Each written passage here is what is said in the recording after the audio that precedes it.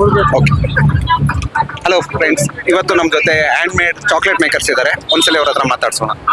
Hi sir, ನಿಮ್ಮ ಪರಿಚಯ ಮಾಡ್ಕೊಡಿ.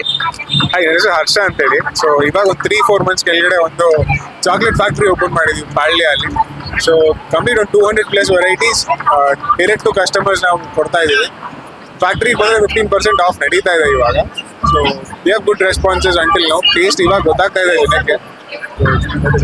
ಸರ್, ನೀವು ರಾ ಮೆಟೀರಿಯಲ್ಸ್ ಎಲ್ಲ ಯಾವ ಕಡೆಯಿಂದ ತಗೊಂತೀರಾ? ಯಾವ ತರ? ಶಿವಮೊಗ್ಗ ಸೈಡಿಂದ ನಮ್ಮ ರಾ ಮೆಟೀರಿಯಲ್ಸ್ ಬರುತ್ತೆ ಸರ್. ಸೊ ಕೊಕೋ ಅಲ್ಲಿಂದ ಬರುತ್ತೆ. ಅದು ಬಿಟ್ಟರೆ ನಮಗೆ ಗ್ರೈಂಡಿಂಗ್ ಆಗಲಿ, ಮಿಕ್ಸಿಂಗ್ ಆಗಲಿ, ರೋಸ್ಟಿಂಗ್ ಎಲ್ಲ ನಾವು ನಮ್ಮ ಫೆಸಿಲಿಟಿಲೇ ಮಾಡ್ಕೊತೀವಿ. ಸೊ ಬೀನ್ ಟು ಬಾರ್ ಅಂತ ನೀವು ಕನ್ಸಿಡರ್ ಮಾಡ್ಬೋದು. ಚಾಕ್ಲೇಟ್ಸ್ ಆಲ್ಮೋಸ್ಟ್ ಎಲ್ಲ ನಿಮಗೆ ನ್ಯಾಚುರಲ್ ಆಗಿ ಇರುತ್ತೆ ಅಂತ. ನ್ಯಾಚುರಲಿ ಫ್ಲೇವರ್, ಅಡಲ್ಟೆಡ್ ಏನಿರೋಲ್ಲ. ನೋ ಆರ್ಟಿಫಿಷಿಯಲ್ ಫ್ಲೇವರಿಂಗ್ ಒಂದು ಬರುತ್ತೆ. ಹೆಸರಿಡೋದು ಅಪ್ಪ ಅಮ್ಮನ ಕೆಲಸ, ಹೆಸರು ಮಾಡೋದು ನಿಮ್ ಕೆಲಸ. ಓಕೆ ಸರ್, ತುಂಬಾ ಥ್ಯಾಂಕ್ಸ್. Thank you. ಓಕೆ, ನಿಮ್ಮ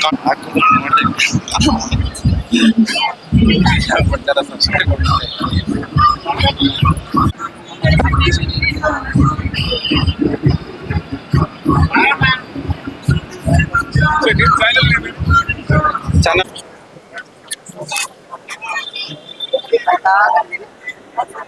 ಹಾಯ್ ಫ್ರೆಂಡ್ಸ್, ನೋಡ್ತಾ ಇದ್ದೀರಾ ಈ ಮಶ್ರೂಮ್ ನಿಮಗೆ ಗೊತ್ತಾ? ಆಲ್ಮೋಸ್ಟ್ ಯಾರಿಗೂ ಗೊತ್ತಿರಲ್ಲ. ಇದು ಆಯಿಸ್ಟರ್ ಮಶ್ರೂಮ್ ಅಂತ. ಎಲ್ಲರಿಗೂ ಗೊತ್ತಿರುತ್ತೆ ಬಟನ್ ಮಶ್ರೂಮ್ ನಿಮಗೆಲ್ಲ ಆಲ್ಮೋಸ್ಟ್ ಗೊತ್ತಿರುತ್ತೆ. ಆಯಿಸ್ಟರ್ ಮಶ್ರೂಮ್ ಯಾವ ತರ ಬೆಳೀತಾರೆ ಸರಿ ಸುಮ್ಮನೆ ಒಂದ್ಸರಿ ಕೇಳ್ಕೊಳ್ಳೋಣ. ಬ್ರೋ, ನಿಮ್ಮ ಹೆಸರು? ಮಂಜುನಾಥ್ ಅಂತ. ನಿಮ್ಮೂರು? ಚನ್ನಪಟ್ಟಣ. ಸರ್, ಇದು ಯಾವ ತರ ಡೀಟೇಲ್ಸ್ ಇದು ಒಂದು ಆಯಿಸ್ಟರ್ ಮಶ್ರೂಮ್ ಅಂತ ಹೇಳ್ಬಿಟ್ಟು ಇದಕ್ಕೆ ಸ್ಪಾನ್ ಅಂತ ಹೇಳಿ ಕರಿತೇವೆ. ಇದು ಮತ್ತೆ ಪ್ಯಾಡಿಸ್ಟ್ರಾ ಅಂತ ಹೇಳ್ಬಿಟ್ಟು ಭತ್ತದ ಹುಲ್ಲಿಂದ ಮಾತ್ರನೇ ಬೆಳೆಯುವಂಥದ್ದು. ಇದು ಬೇರೆ ಯಾವುದೇ ತರದ ಕೆಮಿಕಲ್ಸ್ ಅನ್ನ ಬಳಸೋದಿಲ್ಲ. ಮೊದಲಿಗೆ ಈ ಭತ್ತದ ಹುಲ್ಲನ್ನ 3-4 ಇಂಚು ಕಟ್ ಮಾಡ್ಕೊಬೇಕು. ಕಟ್ ಮಾಡ್ಕೊಂಡ ನಂತರ ಈ ಭತ್ತದ ಹುಲ್ಲನ್ನ ಮಿನಿಮಮ್ 10-12 ಅವರ್ ನೆನೆಸ್ಬೇಕು. ನೆನೆಸಾದ್ಮೇಲೆ ಇದನ್ನ ಬಸಿಬೇಕು. ಬಸ್ಸಾದ್ಮೇಲೆ ಮತ್ತೆ ಈ ಹುಲ್ಲನ್ನ 1.5 ಗಂಟೆಗಳ ಕಾಲ ಸ್ಟರ್ಲೈಸೇಷನ್ ಅಂದ್ರೆ ಬೇಯಿಸ್ಬೇಕು. ಫುಲ್ ಬೇಯಿಸಿದಾಗ ಫುಲ್ ಹುಲ್ಲು ಸ್ಟರ್ಲೈಸೇಷನ್ ಆಗುತ್ತೆ. ನಂತರ ಈ 12x18 ಕವರ್ ಏನ್ ಬರುತ್ತೆ ಇದರಲ್ಲಿ ರೆಡಿ ಮಾಡಿಕೊಂಡು ಹುಲ್ಲನ್ನ ಅದರ ಸುತ್ತ ಕವರ್ ಸುತ್ತ ಹಾಕೊಂಡು ಅದ್ರ ನಂತರ ಸೈಡ್ಗೆ ಬೀಜವನ್ನ ಹಾಕಿ ಬೀಜ ಹಾಕೊಂಡು ಇದಕ್ಕೆ 2 ರೂಮಿನ ಅವೈಲಬಲ್ ಇರುತ್ತೆ. ಒಂದು ಕ್ರಾಪ್ ರೂಮ್ ಅಂತ ಹೇಳಿ, ಒಂದು ಡಾರ್ಕ್ ರೂಮ್ ಅಂತ ಹೇಳ್ಬಿಟ್ಟು. ಫಸ್ಟ್ 18 ದಿವಸ ಡಾರ್ಕ್ ರೂಮ್ ಒಳಗಡೆ ಈ ನಾವೇನ್ ರೆಡಿ ಮಾಡ್ಕೊಂಡಿರ್ತೀವಿ ಅದನ್ನ ಇಡ್ಬೇಕು. ನಂತರ 19ನೇ ದಿವಸಕ್ಕೆ ಈ ಕಾಟನ್ ಏನ್ ಹಾಕಿರ್ತೀವಿ ಆ ಕಾಟನ್ ಅನ್ನ ಹೊರಗೆ ತೆಗೆದು 19ನೇ ದಿವಸ ಶಿಫ್ಟಿಂಗ್ ಮಾಡ್ತು ಅಂತ ಅಂದ್ರೆ ನಮ್ಗೆ 25ನೇ ದಿವಸಕ್ಕೆ ಬರುತ್ತೆ. ಇದು ಪ್ಯೂರ್ ಆರ್ಗ್ಯಾನಿಕ್ಸ್, ಯಾವುದೇ ತರದ ಕೆಮಿಕಲ್ ಅನ್ನ ಹಾಕ್ದಲೇನೆ ಬೆಳೆಯುವಂತ ಇದು. ಮತ್ತೆ ತರಕಾರಿಗಳಲ್ಲೇನೆ ಡಿ ವಿಟಮಿನ್ ಸಿಗುವಂತ ಏಕೈಕ ಪದಾರ್ಥ ಆಯಿಸ್ಟರ್.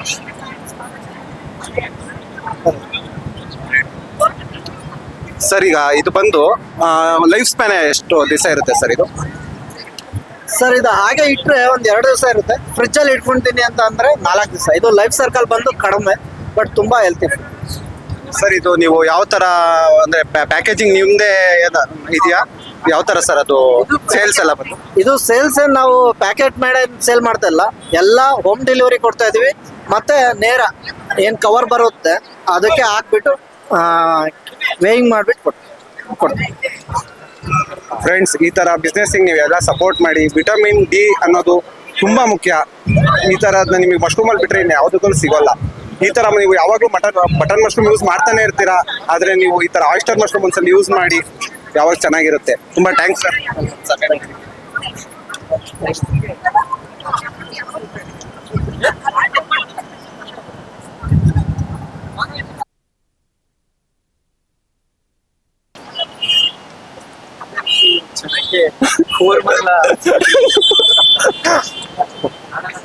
ಮಾತಾಡೋದು ಏನ್ ಗೊತ್ತಂಗೆ ಶುರು ಮಾಡಿ ರೆಕಾರ್ಡ್ ಆಗುತ್ತಾನೆ.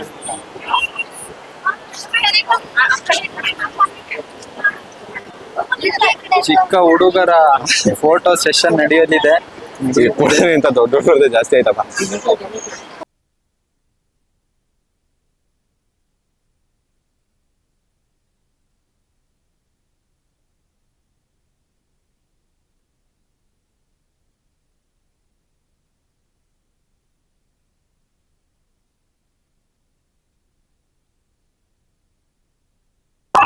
ಅದೇ ನೀವ್ ನೋಡಿರಲ್ಲ ಅಷ್ಟೇ.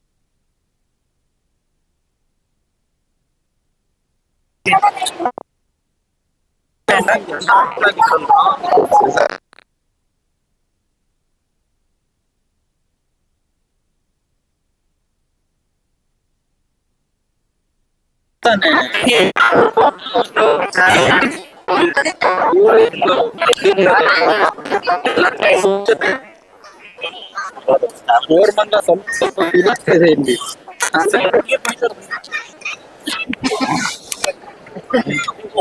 ನಮಗೆ ಇದ್ಬೇಕು ಯಾವ್ದು ಐಟಮ್ಸ್ ಅಂದ್ರೆ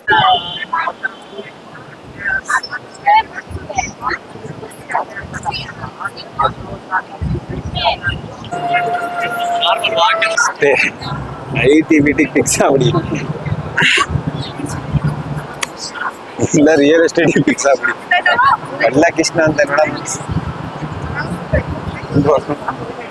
ಕ್ಯಾಮ್ರಾ ಆಂಗಲ್ ಸರಿಗಿರಲ್ಲ.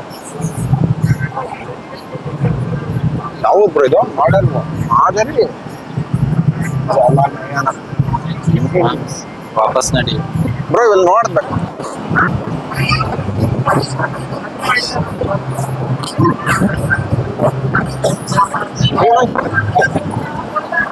ಸಿರಿಧಾನ್ಯನಾ?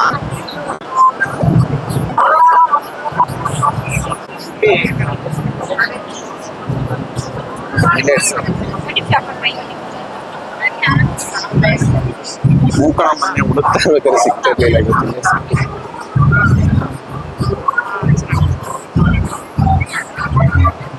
ನೋಡುವ